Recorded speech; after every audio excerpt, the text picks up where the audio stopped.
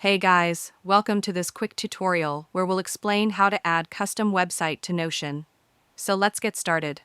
First, make sure you have the Notion domain add-on. It costs $10 per month per domain.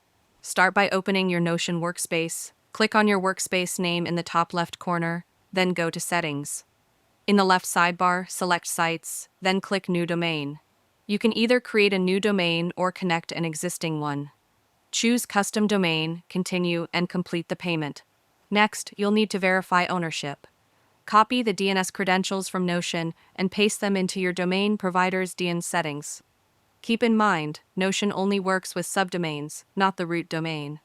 For example, instead of example.com, use blog.example.com or hq.example.com. After updating DNS, it may take around 10 minutes to go live. Once verified, you can open the URL and see your Notion page live. Any changes you make in Notion automatically update on your website, giving you a seamless experience. And that's it. If you found this video helpful, consider giving it a like and subscribe.